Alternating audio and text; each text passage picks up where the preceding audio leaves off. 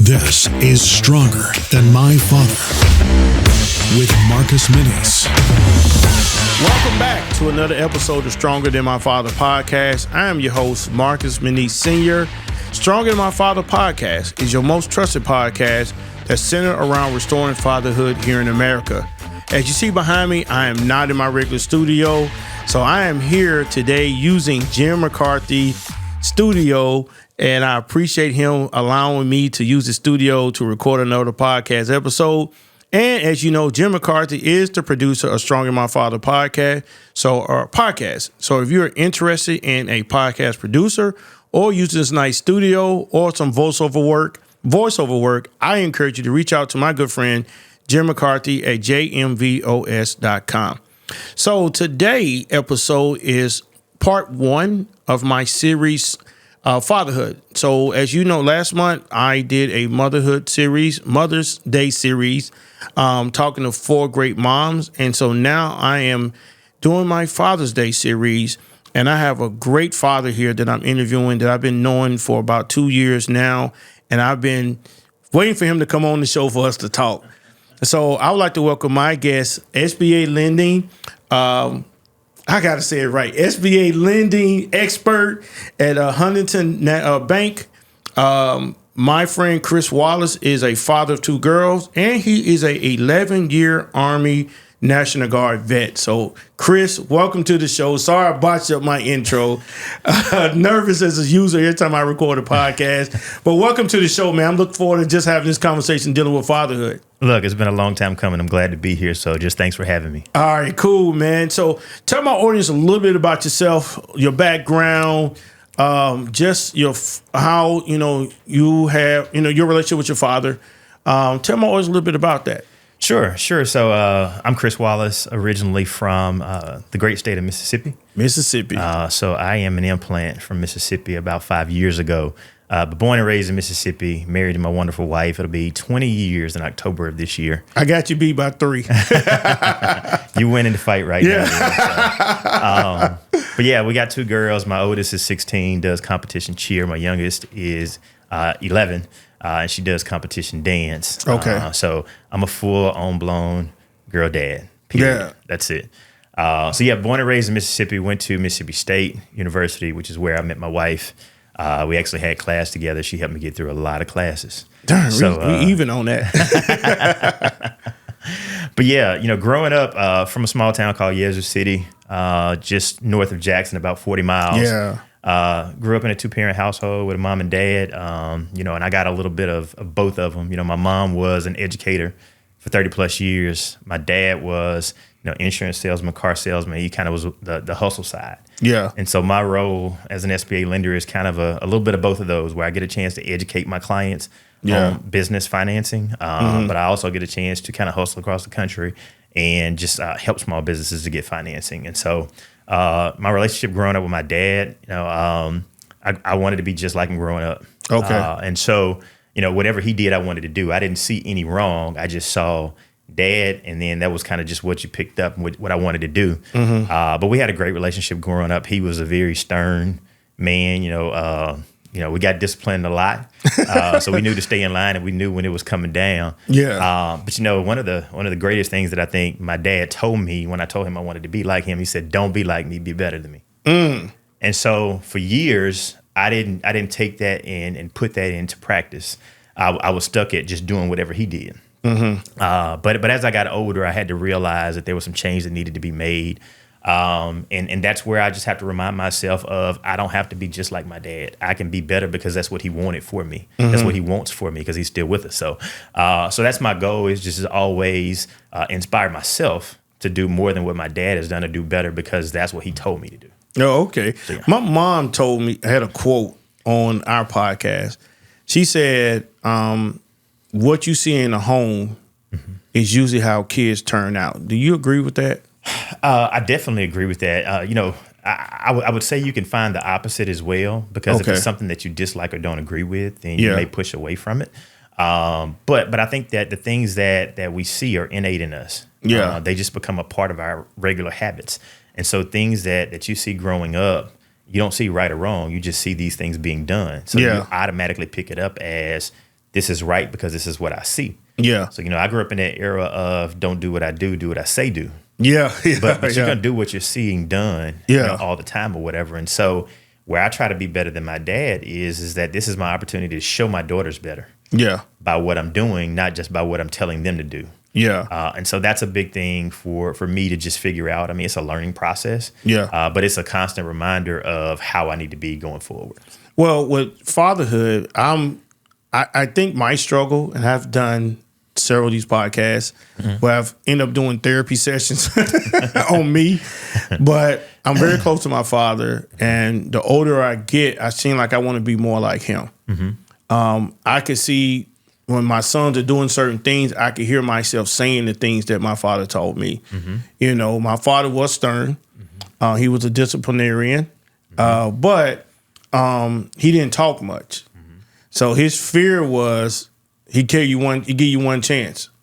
And I'm the same way. I look at my boys and say, you got one chance to get this right or I'm coming after you. Yeah. So I was stern. My dad was stern, but then I could realize that I'm doing the same thing. I'm really repeating the same thing now. As me being a father of two boys. Now you have girls, and we're gonna definitely talk about that. But I think for you is that how did your relationship with your father develop you into the father that you are today? It actually kind of changed my actions, and it kind of made me apply the don't be like me, be better than me philosophy that he had kind of given me because of the fact that it's different raising girls than it is raising boys. So my dad's what you would call a man's man. Like, it was just certain things where you couldn't call him out his name, just things that he just didn't accept. Hold on. You say, what you mean call him out his name? What do you mean? Like let's say playing basketball. You get into an argument or whatever. Like you couldn't call my dad anything but his name or his nickname. Oh, okay. And he was just, otherwise he was just ready to say, okay, look, we're not going here. And so you can't have that kind of attitude with daughters. Like boys, you can kind of knock them around. You don't have to really be as careful with them or whatever. Whereas with girls, I have to be a lot more careful. And my wife has helped me with that to realize that you can't raise girls like you raise boys. But I was raising them the way I was raised. Yeah. And so I was being a little bit too stern for it to be girls versus being boys. Yeah. And so that's where my wife kind of helps me to bring some balance in to say, hey, Chris, look, I think you're being a little bit too hard here. And it's a constant reminder because I look at the discipline that I got versus what my kids might need. And so there's a balance there that I have to just figure out. And that's a constant process. As my kids get older, I mean, obviously we don't have as many issues as what we did when we were having to discipline them younger. But at the same time, there's still a discipline aspect to it. So let's get into the word discipline. Yep. And I when it comes to discipline my boys, when you kept saying discipline, I'm thinking, how do I discipline my boys? I did get whoopings growing up, and I probably needed them. I ain't gonna lie to you. Out of 4 kids, I was the worst. So I love helping people, and I got the most whoopings. Because my mom tells everybody that story. Yeah, Mark got the most whoopings. But how was it? Was it really hard for you? Like you had to spank them, and I'm using that kindly because us as black, we saying you got a whooping. Yeah. How was that? Was that like really tough for you, or did your wife do more of the maybe spankers or anything like that? Was your wife more of that one, or was that more of you? Because my wife gets them probably quicker than I do. Like I'm soft with my youngest. Like my youngest, he had to really trigger me to go after him. My oldest son is different because he's 15. He's my height now. So all I know is I'm gonna just jack you up. Right. I'm gonna get you. Right. So because he has that level of respect and fear in me. Because my father was the same way. Like my dad, I'm taller than my dad, but I would never cross him because I didn't know what move he would make. Right. But you as a dad, how did that work with disciplining girls? The biggest word that you just said is fear. Yeah. And so from a fear standpoint, I feared my dad where I just couldn't cross him in the wrong way. Okay. And so that was just something that as a dad that I saw. So I immediately picked it up like, okay, this is what I have to instill. Yeah. But what I had to understand is that with girls, there's a fear just from my voice. Okay. So I can say something and say the exact same thing that my wife says, but it has a different impact because of my voice.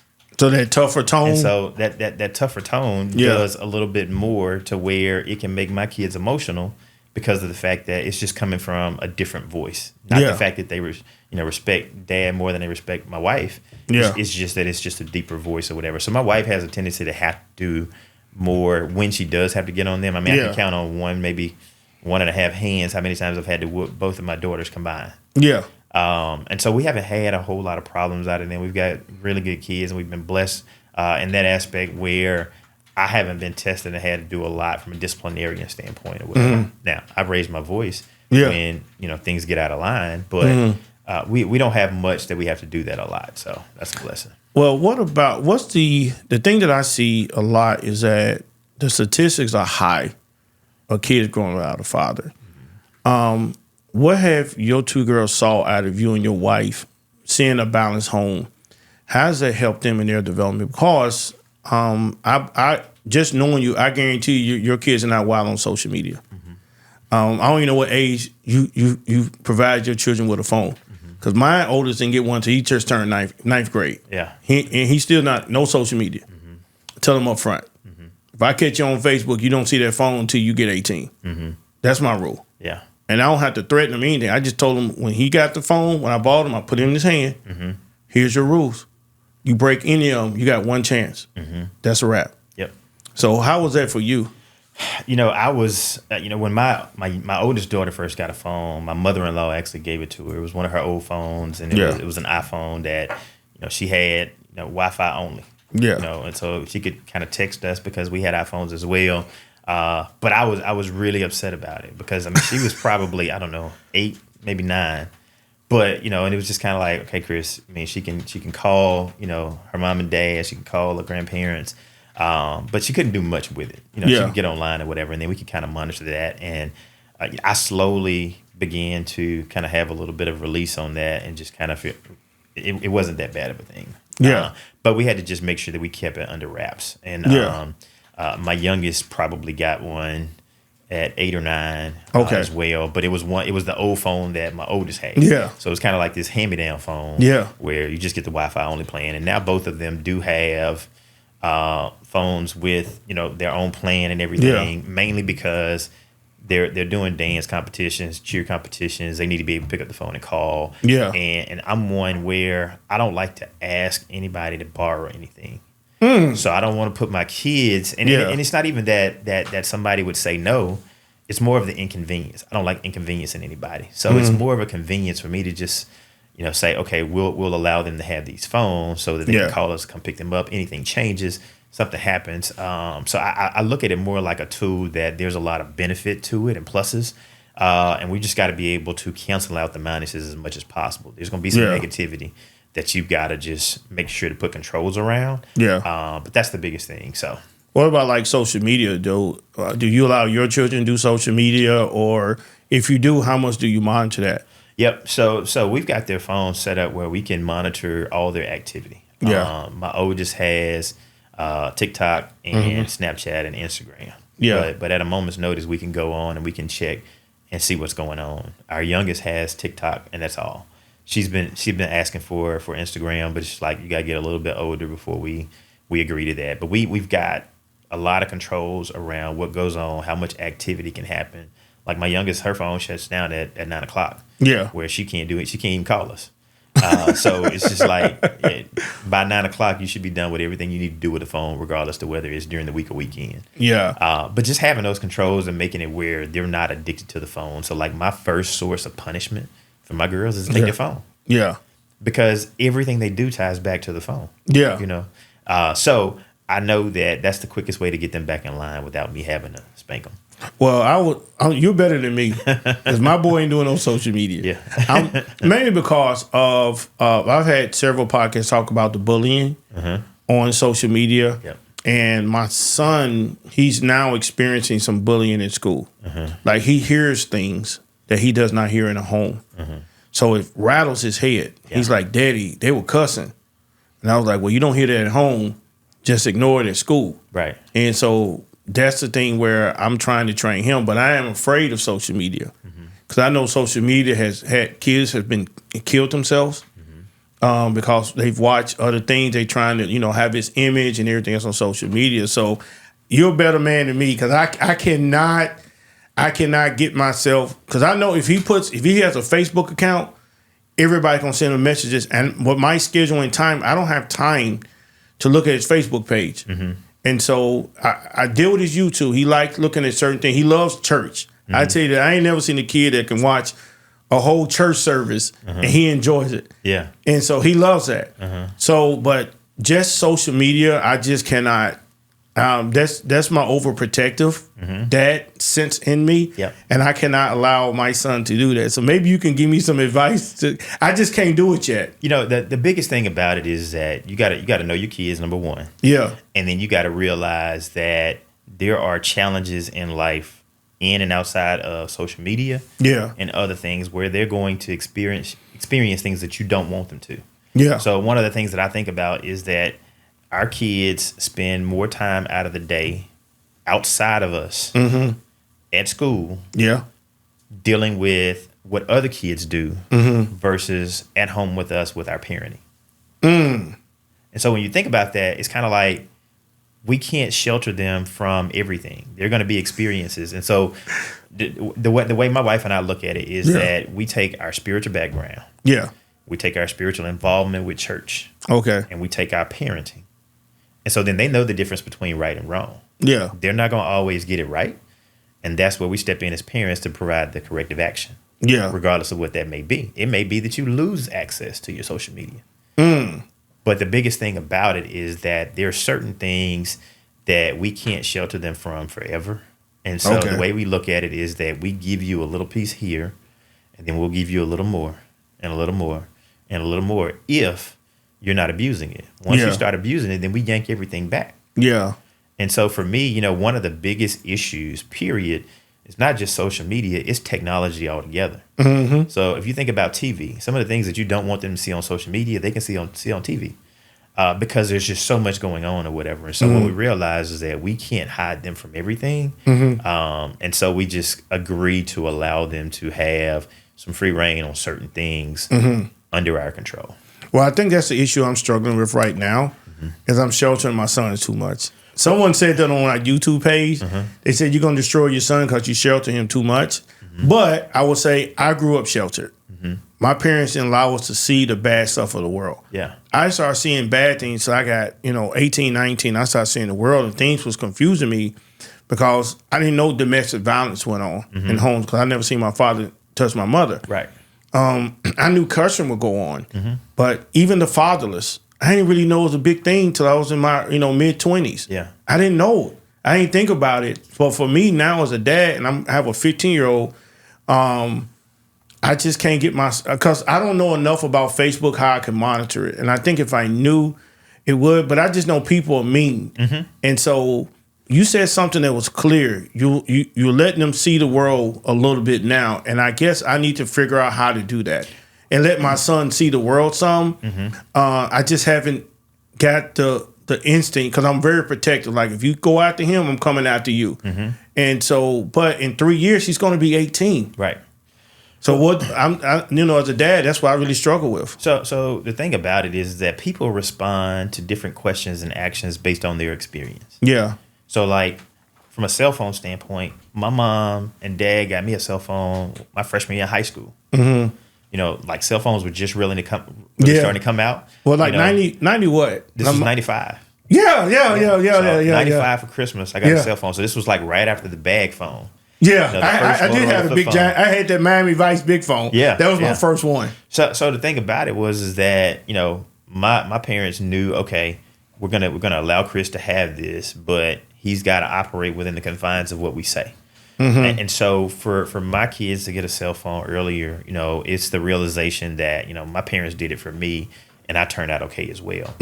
But people have a tendency to do things based off of what their experience is. Yeah. So you being sheltered and coming out the way you did is exactly why you're sheltering your boys. Yeah. It doesn't mean that it's a bad thing because it can go either way. Like your boys can come out and turn out just like you, or it could be something that's a little bit different. But you're operating based off of what you know. You know that worked for you.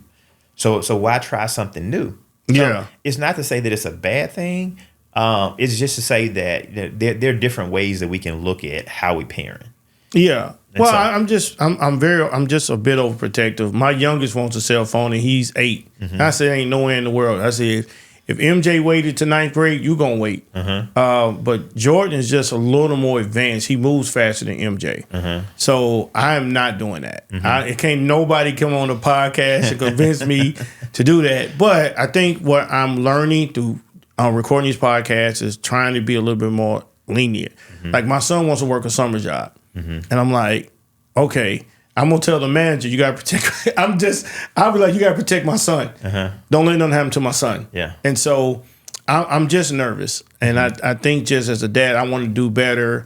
But that's how my parents, was raising me and protective. Just protective. So I think for you having girls, I was just always wondered this one question. I have a younger sister, and my dad protected her. Like dad was strict on who she dated.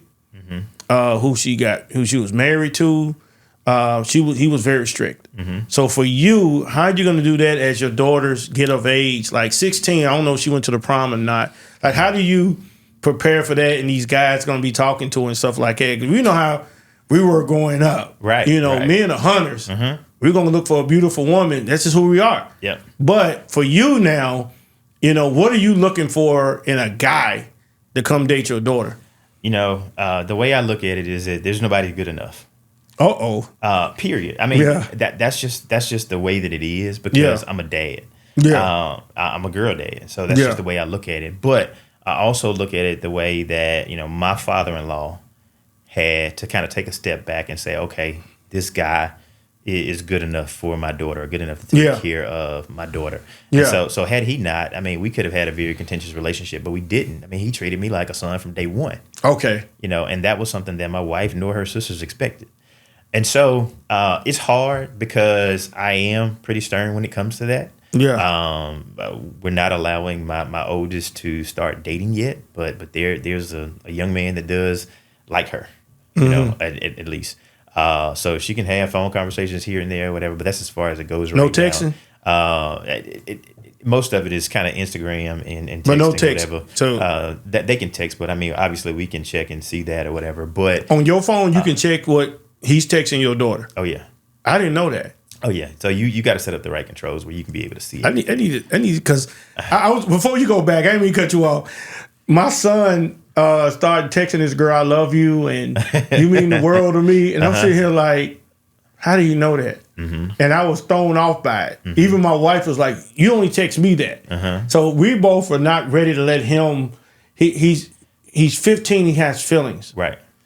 And as a father, it's just like, wow, man, he's developing into a man. But back to you, I'm so sorry. No, you're fine. But yeah, so I mean, you can put controls around where you can actually be able to see what's going on their phone and really have that data. And so my daughter, knowing that, knows that nothing that she does is private. So we have the ability to be able to check in and see what's going on. And if it's something that we don't like, we have an opportunity to step in at this time. So what age are you going to let your daughter? Because if she asks you, Daddy, can I go on a date? If she asks you that. It's a hard thing. So we've got a village here, which is really some of our church family. We're all from Mississippi. And it's 4 different couples that we kind of had a discussion about this recently after church one Sunday, and all of the wives are kind of the opinion of, hey, y'all got to kind of like step back a little bit and just realize they're getting of age to where, this will start to progress more. And so like one of our friends, their daughter actually went to the prom this year. And so like me and the other husbands are looking like, all right, just tell this guy he got one mess up. He got one mess up. And that's it. And so I don't know how to define it and say what age, what time frame or anything like that. It's kind of realizing that I'm going to be way too restrictive than what I probably need to be. And so that's where I'm looking to my wife to kind of get some balance, and I'm probably going to still be a little bit more restricted than that. But our village kind of coming together is what helps us to understand if we are a little bit out of line and need to kind of loosen up a little bit. And sometimes it may just take conversations that happen multiple times for us to feel like that. But I mean, these are girls. And so, man. You know, it's just kind of like you don't want to hurt your babies, man. Yeah, because then I mean, you end up in a situation where you've got to retaliate. Like my daughters don't ever have to fight. Like I got it. What? So you know, it's hard, man. But when you're a girl dad, you just look at it and you see the world a whole lot different than when you do when you got boys. Yeah, let me ask you this, Dad. What do you look like if a young man comes to your house? I'll just give you a suggestion. Say he has that thug look. Are you letting him go out with your daughter? And no. I know that's a hard question. It's really a hard question, but without, well, I won't say thug like a bad thing, but like I mean, my podcast, I'm real. Like he come in, you know, what's up, pops? Yeah, you know, she don't really show you that whole school respect, shake your hand, stuff like that, because maybe he wasn't raised by a good father. So all he knows is what he's maybe seen on social media and everything else. But if he comes in just kind of at look. Yeah, you like, I don't know if I want my daughter to go out with him. What do you do in that situation? You know, first step is my daughters know me. So they know if they're bringing the wrong person home, it's not going to go well. They already know that. Yeah. So that's number one. Yeah. Secondly, my wife is the next checkpoint where she knows, okay, your dad's not going for this. Oh, so she, okay, So that's the second checkpoint. So they got to go through her to get to you. Yeah, so cool. by the time it gets to me, it's gone through so many layers of filtering that it ought to be pretty fine-tuned and still not good enough. Yeah. So, but I mean, really, this is one of the benefits of social media where you can easily pull up a picture of somebody and you can look and see their lifestyle, things like that.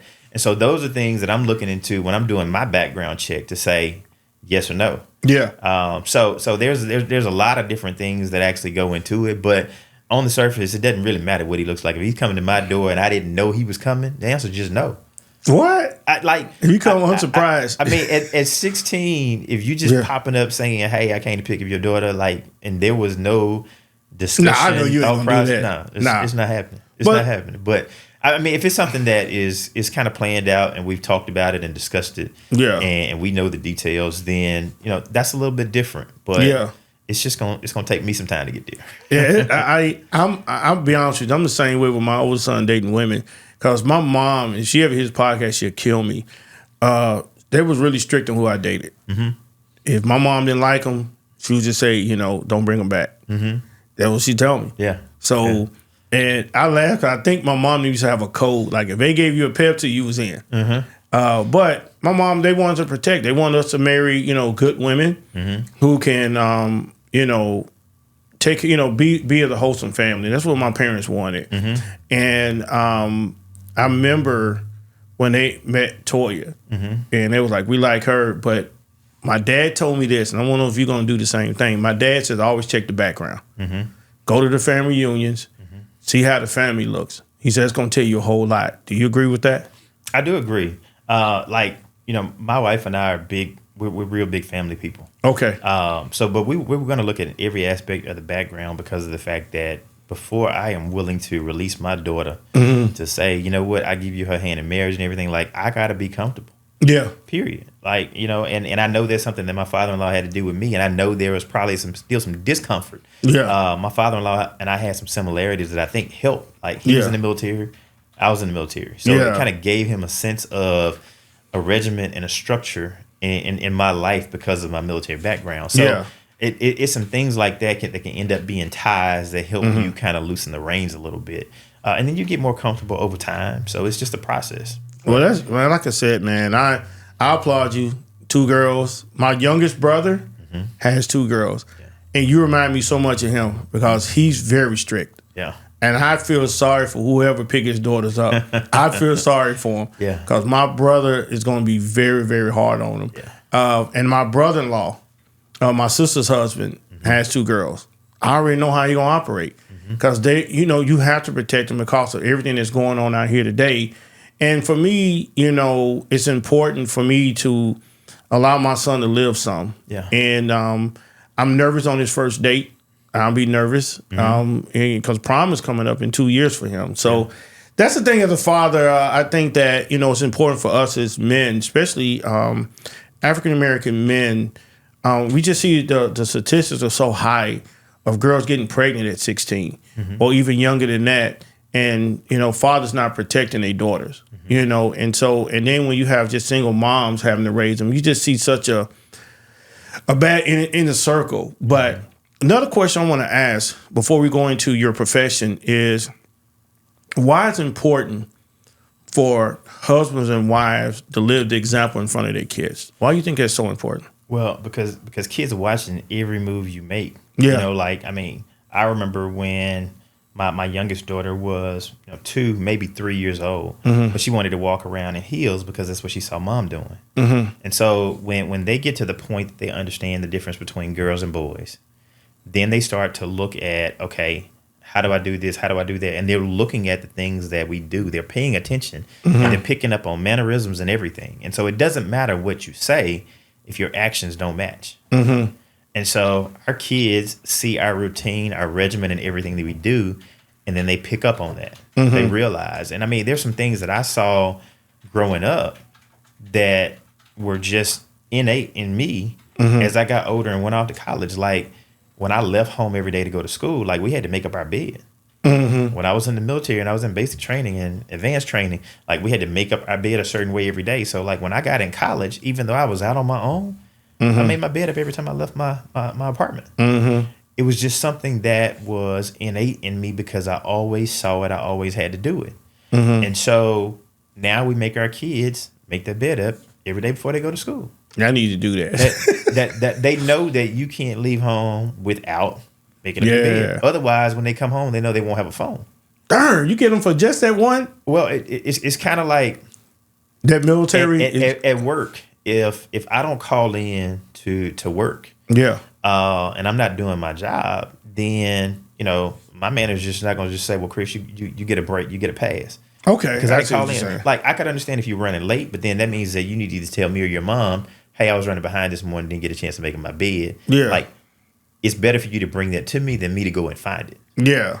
And so if I go upstairs and I just see it and nobody has made up beds, it's a problem, regardless to whether you were running late or not. Like it's too late to tell me after the fact, versus telling me beforehand. Yeah. So they see our actions, they see the things that we do, they know what we require, and it makes them fall in line with doing those things or whatever. And so your actions are so paramount in kids growing up because those are the things that they pick up on. Yeah. Period. And so everything that I saw my dad do, I was wanting to do. If it was something that could have gotten him put in jail, I wanted to do it just because my dad did it. Yeah. This was my learning how to be a man. You know? And my dad wasn't doing anything to go to jail, but that was how much alike to him that I wanted to be. Yeah. And so knowing how much I aspired for that, we have to watch everything we're doing with our kids because of the fact that they could have those same aspirations without saying it. Yeah. I was very vocal about it to my dad, which is why he would tell me at a very young age, don't be like me, be better than me. Yeah. And then my mom would tell me, you can do whatever you want to do. Like you can grow up to be whatever you want to be. And so having those two things kind of instilled in me helped a lot. And so I know that my kids are not telling me they want to be just like me because I'm dad, not mom. Yeah. But they could very well be looking at my mom the way looking at my wife the way I looked at my dad. Yeah. And so with that, we watch our actions to be able to teach them by our actions, not by what we're saying. Well, that's important, man. I think just as a dad, your kids, like you said, they're always watching. My kids watch me. My son says things on the phone that I say. I could say, MJ, I'll be down a little bit. Okay, Dad, be safe. Because I say that. And not knowing he's watching me all the time. Now, as a husband, he's watching how I talk to my wife. He watches that. And my youngest, too. So me and my wife, I'm a debater. You can see that with podcasting. I'll debate you in a minute. And my son think we arguing, but we debating. Right. And he'll say, break it up. I can't take it. Break it up. And so Toya's like, all right, Mari, we can't debate like we used to because our kids think we're arguing. So as a parent, I have to watch what I say, watch what I do. Mainly because, like you said, your kids are sponges. So, and before we go into your profession, I want to give you, I always ask everybody, if there's a father that is listening that has daughters, what is 3 solid advice you would give him if he's listening? Oh, wow. 3 solid pieces of advice. If he's raising girls. Yeah. Number 1, always be willing to listen. Okay. Like we can interpret things one way and they be meant something totally different. It's Okay. kind of like, a text message versus a conversation. Text is up for interpretation. When you hear a person's voice and the way they say it, you can interpret it different. So I think always be willing to listen. Okay. Always be willing to accept the fact that you might be a little too harsh. Uh-oh. I really have to accept that, and I don't take it as criticism. I take it as, okay, I got to have a softer tone. Like my wife will tell me a lot of times, it's not what you say, it's how you say it. And so I have to watch how I say things. Even when I don't feel like I said it harsh, I've got to watch how it came out because my voice is deeper. So yelling. And so yelling or even just the way I say it, my tone may come across to them as argumentative. Yeah. Or, so I have to just watch that. So just be willing to listen to what they have to say about your actions and how it comes across to them. And then number 3, just realize that you only have so much control. And that's regardless of whether you have boys or girls. There's a point where they will leave the nest. And there's a point where our parenting is done. Yeah. And then they've got to go off of what we've shown them and what they decide to do. And so there's only so long that we have to be able to parent and allow them to soak up, what we are trying to create in them. And so just realizing that at some point they've got to step out and they're going to make mistakes and everything or whatever. And so that's the reason why you want to be very restrictive and everything and protect them from a lot of the challenges that they may face down the road, but they're going to face things and they're going to have to figure it out. It's right, man. I appreciate those 3. I always ask people, because your advice helps me. Yeah. Because I am still struggling with parenting because I know how the world operates. And having an undergrad in psychology does not help that because I'm always thinking, I swear I'm always thinking like, my wife was like, let him do more in church. And I was like, nah, he can do just this. And she was like, and man, I want to get to the SBA lending. Let me ask you this one question. Yep. And because we both go to church. My wife says, do not let church hurt stop your son from doing the work for God. And that has stopped me from saying, okay, he's not doing that. He's not going to go through what his daddy went through. Am I right or wrong for not letting him loose, or don't allow my previous pain run off on my son? What am I right and wrong from there? So I'd say the one place you don't want to hold back is church. I mean, because the thing about it is that everybody has to have their own individual relationship with God. Okay. And so if your son is ready, if he's on YouTube watching church services and everything, then he's asking to be more involved with God. He's got that desire. Yeah. And so that's something that he's picked up Yeah. from you and your wife. Yeah. But I wouldn't allow any past situations that you've had to force your son to be held back from being able to grow spiritually within the church. One of my best friends and I had a conversation because his son asked him for a Bible for Christmas and he didn't get it. And I was like, this is the one gift. Dang, he didn't give him a Bible? He ended up getting it later. Yeah. But I was just like, look, your son is asking for a relationship with God. And so I was like, you got to give him, when it comes to that, you give him what he wants. And so you want to push them closer towards God because that's what's going to protect them from the world. Like, not that they won't go through situations, but when you've got that spiritual background or whatever, you know how to handle situations better. Yeah. And so by all means, I would say definitely don't hold him back from church. Let him get involved, especially at this age. You want him to get involved because there's so much other stuff that he could be asking to get involved in. Yeah, I watch him. I watch him. I want to ask you that because I know me and you both go to church. I watch him, and I'm watching him now in his development. I know Jim is a drummer. He said, Daddy, because I played drums a long time ago. He said, Daddy, I don't want to play drums. I was like, no, learn how to play something else. And my wife like, why can't you learn how to play drums? I was like, I don't want him to deal with the church politics. I don't want him dealing with politics. And so, because I didn't know anything about church politics till I was introduced to it. And next thing you know, it shut me down where I'm like, I'm not dealing with nobody. So you're right. I think that I'm going to loosen up some. But what I will do is tell them, like, hey, this is how this go. So if you go down this road and this happens to you and you come to me complain about it, I almost say, I told you so. Well, and I could be wrong for saying that. But that's what I'm going to tell them. Well, the thing about it is that there's politics in everything. So one of the biggest reasons that I wanted to get out of the military before I got out was because of the politics. It was like, this really isn't about the Army or the military. this is more so about politics. There's politics in everything that we do. Yeah. Period. And so, worst case, what happens is they get experience to it at a younger age, but you can't run from it. The world is political, and we deal with politics. Yeah. Period. Yeah. And I just wish that my parents would have told me a lot sooner than what I had to deal with, because I was trying to avoid politics at all costs. Yeah. Versus taking it head on, realizing that there's no way to run from it. Yeah. No, my parents never used that word. So I started asking her different things that was happening in church and the workforce. I didn't know, man. It just it caught me off guard. But I was really thankful that I had parents to kind of explain it to me. It still shut me down. I'm not gonna lie to you, it shuts me down, because I'm like, why do people act like this? Why do people have to act like that? Why do people have to screw people over? You know, and I still struggle that in the nonprofit world, the business world. And I think it's the reason why God didn't allow me to work in the corporate office, because I always wanted to work in the corporate world. I wanted to work in these nice glass buildings and come in with a briefcase and stuff like that. And my wife says, Mark, you know how much politics and stuff people got to deal with in those glass buildings? She said, you know how many times people have to go home stressed out because so-and-so is ready to take their job? And I said, people go through that stuff?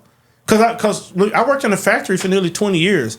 So I ain't had to deal with a lot of politics. I just pretty much did the same job every day.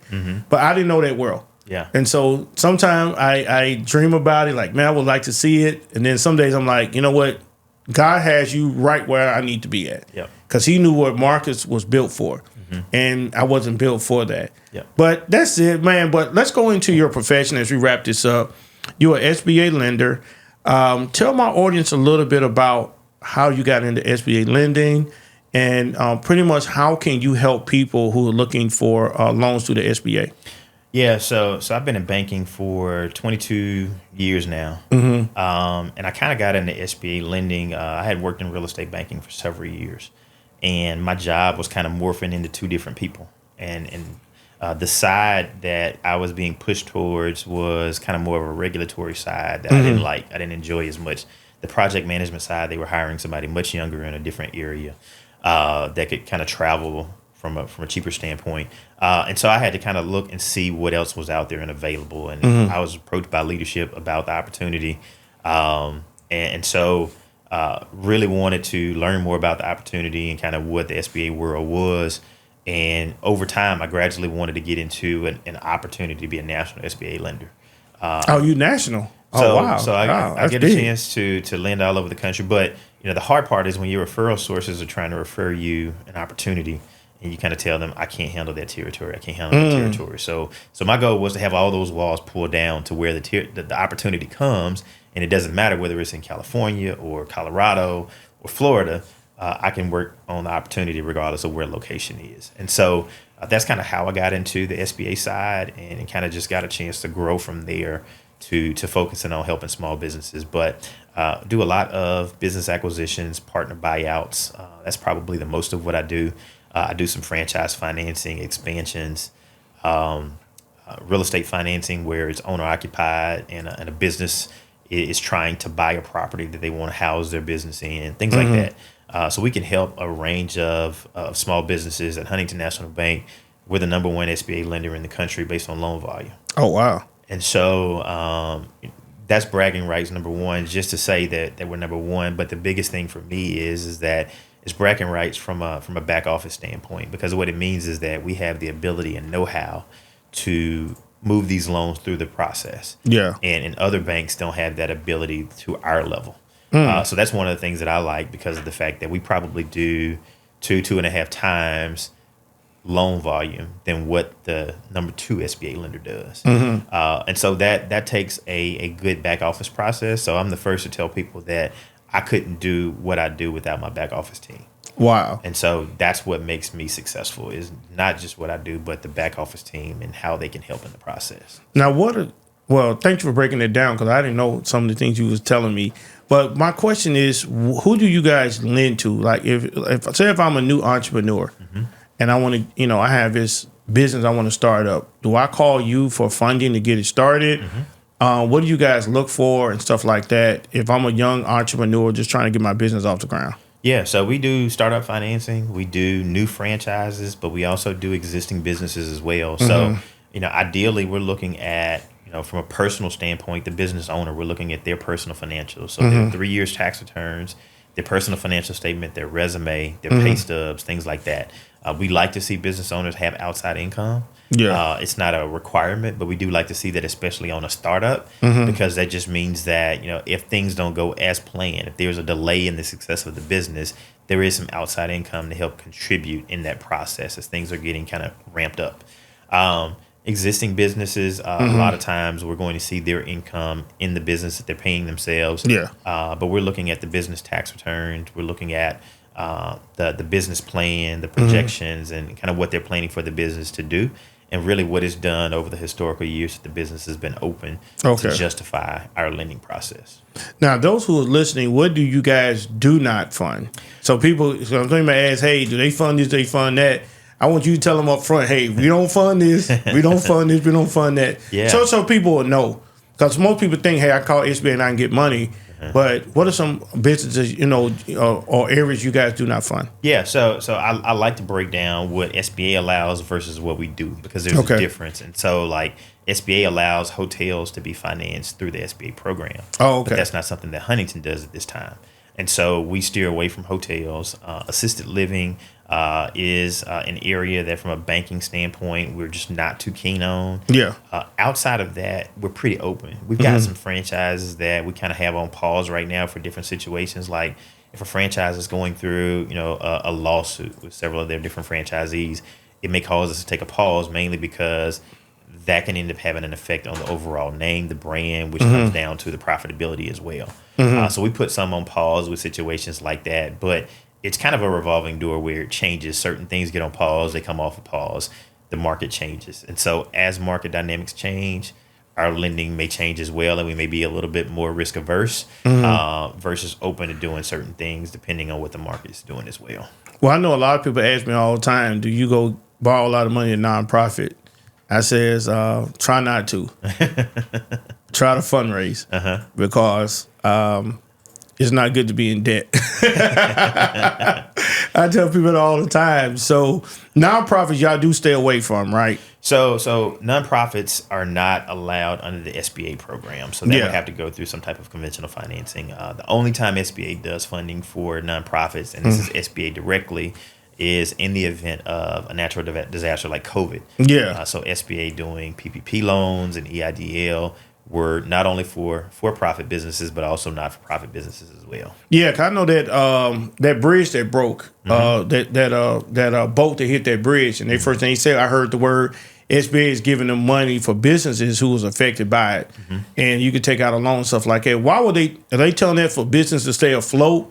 And do they have to pay that back as well, or is that going to be free money? No, so it won't be free money, but it's definitely at a below market interest rate. Okay. So usually those are called economic injury disaster loans, where businesses are affected by a change that's happened in the economy. So COVID happening, when tornadoes hit here, they provided not only to businesses, but also individuals as well. So like loans related to your home, if you're not able to get funding to do repairs and things like that, SBA will come in that case as well. So it's mainly to help out due to some kind of catastrophic event or disaster that's happened that will have an effect on the general population, including businesses and individuals. Well, that's good to know, man. 'Cause I say when people hear this, they text in the chat box, and I'm like, look, call Chris. He'll explain everything to you. Don't ask me because I don't know. But number one, I would say I'm proud of you. As a man, as a father, I'm always proud of fathers, man, stepping up, taking care of their kids, having that. You have that business professional look. The first time I met you being I was like, yeah, he got that professional look. He's all about business. And I think that's important, man, because like I said, we all out here trying to survive in some manner, working and taking care of our family. And my last question for young men, why is it so important for young men, especially African-American young men, to understand why it's important to be professional, dress professional, the way you look, the way you talk? Why is that so important now in today's world? Because some people make fun of people who talk proper. But why is it important? What made you have that? I want to be professional. This is my career. It's my job. Give some kids some advice, man. Yeah. Especially these young kids getting out of high school, man. Yeah. So I think one thing about being professional is that, with social media being such an influential part of everything that we do, your social media profile. There you go. Will carry with you for the rest of your life. Yeah. And that's something where me growing up and some of the wrongs that I did and some of the trouble that I got in is undocumented because social media wasn't around. Amen. But there are cameras everywhere. Yep.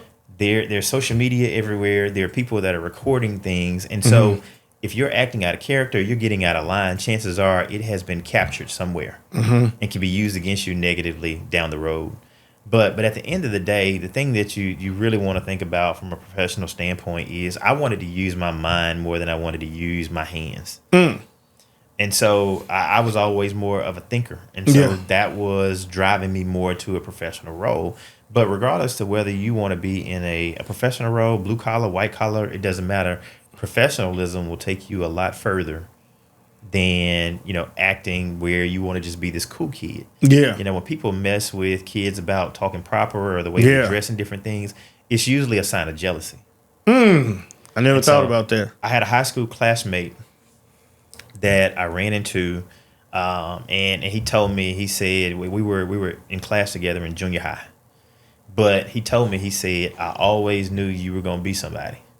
Period. And he was going through cancer, and I was very apologetic about it. And he told me, he said, don't feel sorry for me. He said, I did it to myself. But what he told me was, he said, I always knew you were going to be somebody if nobody else was. And so my actions then were something that told him that, okay, Chris has got his head on straight, and I got in trouble and I did things and I had to do things to kind of prove because my mom was an educator and my uncle was the principal and my aunt was a teacher as well.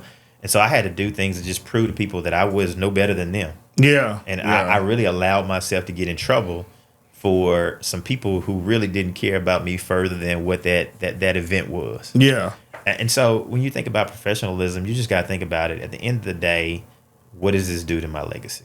Yeah. And even if nobody sees it, a lot of times what young kids don't think about is that God sees all, he knows all. And Amen. You can't run from that part of it. Yeah. And so if you look at it from that lens, then you really don't have many options. Yeah. Professionalism is just the way to go. So you have a lot less issues. You have a more peaceful life. There you go. If you start from professionalism versus having to figure it out down the road. So. Hey, that's what I keep saying. You have less problems and you have to deal with less because I looked at a couple of guys in my church, especially those who was really, because when I was working in a factory, man, I was like looking for somebody. Like, man, I want to be like that. I want to look like that. Kind of like I told you about my boy Celeste. Like, I look for that. So I could see you. And I'm like, man, he dressed sharp. Like, what do you do? That was always just a peak interest of mine. And that's the thing where I wanted to try to teach the boys in my program. Your look is everything. How you talk is everything. I may not have always the best English. You just heard it in my intro. I struggle with my intros. But when people ask why I get a haircut every week. It's just how I feel, man. It's just a feeling. Right. That, when I go out, I look professional everywhere I go. And that's important. So, man, I have to thank you for your time. I know we've been trying to make this happen, but I definitely wanted to chat with you about life, raising girls, give me some advice, which you've given me some advice. I still can't give up the Facebook yet. Still can't give that up yet, man. Maybe his junior year. Yeah. Maybe his junior year. Because I'll say this, and Jim, you can hit the outro. I'm going to go. Is he'll send everybody a friend's request. I know my son sent everybody a friend's request, and I'm like, nah. Yeah. Because he's itching for that attention and validation as a child, and I'm just trying to protect him from that. So I hope I can do better as a father. So, well, I mean, you're doing right with what makes you feel comfortable. Yeah. And until you have something outside of that comforts you, then you're doing the right thing. Well, I appreciate you telling me I'm doing the right thing. Hey, what can people get a hold of you? If they have any questions on SBA lending, how can someone reach out to you? Yeah, so I'm on the Huntington National Bank's website. My email address is christopher.wallace at huntington.com. So they can reach me through email as well. And then I also put out my cell phone number where they can reach out as well. So okay, and they can find you on LinkedIn, all your social media platforms? LinkedIn is definitely where they can find me and the best platform to get me on. So. Well, thank you, man. Yeah. Let's do this again sometime, man. We have to, man. All right. I'll bring somebody else on. You could kind of help me out. Okay. Because I ain't always the best at this, man. But thank you so much.